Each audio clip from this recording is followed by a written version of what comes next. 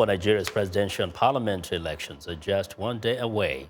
And the primary reason for the ballot's 6-week postponement was to give the military more time to expel the Boko Haram militant group from the country's northeast territory. Nigerian military officials announced on Friday that they have destroyed the headquarters of Boko Haram following the capture of the northeastern town of Goza from the Nigerian-based terrorist group. Military officials also say several members of the extremist group were killed during the fighting.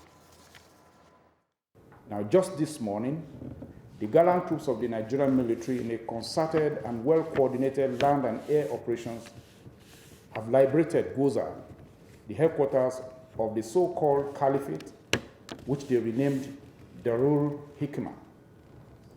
This was preceded by successful sack of terrorists from towns and villages leading to Goza, the main objective of the operation. President Goodluck Jonathan warned Nigerian citizens during a national broadcast that political ambition cannot justify violence. Meanwhile, the U.S. State Department says Linda Thomas-Greenfield, the U.S. Assistant Secretary of State for Africa, is traveling to Nigeria for Saturday's election amid concerns of the possibility of violence. Her predecessor, the State Department, Johnny Carson, is already in Abuja as part of a U.S.-funded international observation team, and he spoke about the Saturday's election. We are here as a delegation to observe Nigeria's very important democratic elections and to make observations and commentary on the electoral process and the ability of the people of Nigeria to exercise their right to vote and select their leaders. Now, for the latest, very latest, in fact, on Saturday's elections, VOA correspondent Peter Clottey joins us live from Abuja. Peter, everybody's talking security. Tell me, what is your sense of things there? Is it that palpable, the sense of fear? Well, yes, some people have been expressing concern about possible violence, especially after the elections. They're wondering how supporters of the losing party will react after the Independent National Electoral Commission announces the outcome of the election. But ahead of the election, security has been beefed up in the capital, Abuja. Yesterday I was in Lagos, and security has been beefed up there as well. So far so good. I spoke with security officials, and they said that they're not going to disclose their security measures, and that Nigerians should be assured that they have implemented serious security measures to combat any possible threat or arrest those who have planned to destabilize the country. President Jonathan and General Buhari have met before in an election, and we know there were tensions then. From what people are telling you, is it any different today? Well, there's a slight difference in that this time around, both parties have signed two different accords. You're talking about incumbent President Goodluck Jonathan and his opponent, General Buhari. They have signed two different peace accords to ensure that their leaders do not engage in any act of violence. In President Goodluck Jonathan's message to citizens ahead of the election tomorrow, he said that no political party or no individual political ambition should be worth the life of a single Nigerian. And he said, as the commander-in-chief of the army, he is mandated to protect every Tom, Dick, and Harry in Nigeria. And that is what he is going to do ahead of the election. And in most of these elections, there's always speculation. People start talking about what they imagine is happening overnight. Have you heard any of such things? Well, there are rumors that some people have plotted. The Department of State Security spokeswoman, Marilyn Onga, that I spoke with before coming here, said they have uncovered a plot by some individuals to release the result of the election before the Independent National Electoral Commission, or INEC, releases it. Now, that is illegal according to the Constitution, because the Constitution stipulates that it is only the Independent National Electoral Commission that has the mandate to release the outcome or determine who wins what election in Nigeria. What do you know about observer teams? Have you seen some? Yes, there are a slew of observer teams. I have seen that of the African Union, as well as the Economic Community of West African States, of course, the regional bloc, and some from the European Union, as well as some from the United States. So there are a slew of them going around. I saw a couple from the Southern African Development Region, SADC region, who are all here. The European Union's observer mission teams are also here. Now, very quickly, in terms of the time, when do the ballot polls open? The polling stations? The polling stations are supposed to open by 9 a.m. local time, according to the Electoral Commission. By 5 p.m., the poll will close. But then it depends on how long the queue is. If you are in the queue before 5 p.m., of course, you are entitled to vote per INEC stipulations. Okay, Peter, you need some rest. Tomorrow is a busy day. Thanks a lot. Viewers, Peter Clottey reporting live from Abuja in Nigeria. Now, for more perspective on the election, I am joined by Kadir Hassan of the USA Movement for Buhari-Osibanjo of the opposition APC party, and John Iheoma is a supporter of President Goodluck Jonathan's People's Democratic Party. Gentlemen, welcome to Africa 54.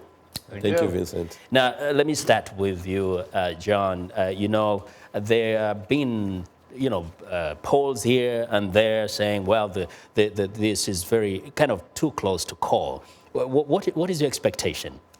First of all, I would say this. For the first time in African history that we have an incumbent having a close election. And that is a tribute and credit to President Jonathan, Goodluck Jonathan. Now, having said that, poll is poll. The only thing that matters is the Nigerians, the citizens of the country, coming out to vote for President Jonathan because of the progressive nature of his administration. Now, talk about progressive nature. Kabir, President Jonathan has said he's the younger one here in this race, and he kind of represents the youth of Nigeria who are going to be the majority voting. Is that something that you think is a fair assessment? No, that's not the issue. The issue has to deal with the record he's supposed to run on. Okay, in the history of the country, Nigeria has never got much oil revenue like what we have in the last 6 years when he was in power. But what we have is poverty in the midst of what I'm saying, plenty. Okay, so the indices of development, all the indices have gone down. Okay, we have more unemployment when we had more oil revenue. We have more insecurity. Okay, the economy has collapsed.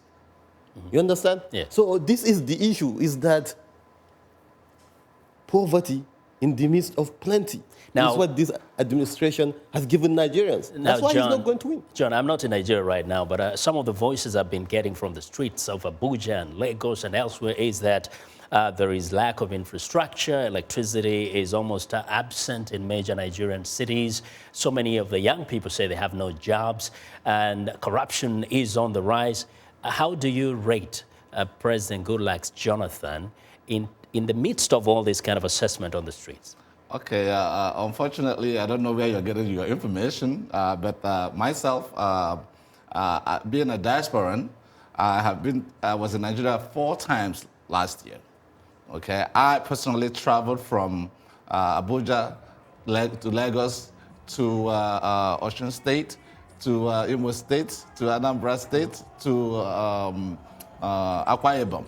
Now, when you travel to all those places, Right. Did you find that people are satisfied with the kind of electricity they're getting? They're happy with the state of roads, and they're happy with how corruption has been fought all this time? If you're talking to Nigerians, Okay. what should you tell them? All right, what I can tell you is this. As Africans, I know you're African. Yes. As Africans, we are quick to judge the present administration. We are quick to forget yesterday. Okay, we want an instant gratification. Okay, now, I'm not saying that it's not all over the world, but Africans are very, very stringent in being and instant gratification population. Now, I can't tell you that everybody's satisfied, but I can tell you, having gone there 4 times in a year, I can see the difference. You're satisfied with the state of the nation? I'm not saying that. I am not saying that. I'm not absolutely not saying that. Yeah. But I'm saying that there has been a progressive improvement from the time the president took office to now. Okay. Now, Kabir, you know, some go back first and they say President or the former military ruler Buhari, you know, he may have done a few good things, especially fighting corruption, but people also cannot forget that he did some extremely unacceptable things, especially cracking down on freedom of speech. And some are scared that perhaps he may come back with that kind of approach to leadership. No, we are talking of 30 years ago. How old were you 30 years ago? Wow. Okay, so 30 years ago is something different. This guy has demonstrated that he's a Democrat. He formed his party. He went to elections 3 times. In fact, he's the only person that is able to do one thing in the history of Nigeria. How does anybody prove that he can do it? That is that in the history of Nigeria, opposition parties have never been able to come together. Not even Awolo and Azikwe, the founding fathers, were able to come together and challenge a sitting government. He was able to do that. Not only that, he ran Petroleum Trust Fund to show that he is a skilled administrator, which he done very effectively. Yeah. Now, the issue is, it's not about going to Nigeria. I'm telling you, 3 weeks ago, the IMF, under its Article 4, okay, consultation, is saying Nigerian economy is in trouble. We have to devalue the currency again, okay? World Bank indices. Let's get some. Everything is just, not only in Nigeria, all the development agencies are saying the economy is bad. Let me jump into this 30 years ago. And I know when he said 30 years ago, he smiled. Yeah. Okay, how old were you then? This is exactly why Africans in general, all Africans should let the older folks to stay behind and become statesmen instead of bringing old 1970s ideas for the progressive Africa. Okay, this man is 72 years old, and I am not against any old age man because my mother is old too. But the ideas that he is prescribing for Nigeria is never going to work. It never worked in 1983 to 85 that he became, he was the head of state. He was a dictator and could not make any impact in the country. That's not the case. Could not make any impact. You see, they are coming through age, and that's not the case. You see, when California went into trouble recently, okay, they went back to the 70s and brought back Jerry Brown. He's 76 years old, and he's running the economy of California, which is bigger than France. Okay, so at times when problems become really complicated, you need the old guys to come in. So we have issues of security. You need a general trend from the US to deal with it.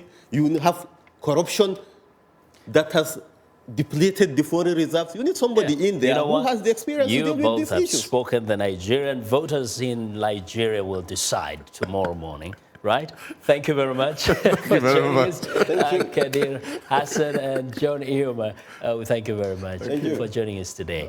Well, Kadir Hassan of the USA Movement for Buhari-Osibanjo of the opposition APC party, and John Iheoma is a supporter of President Goodluck Jonathan's People's Democratic Party.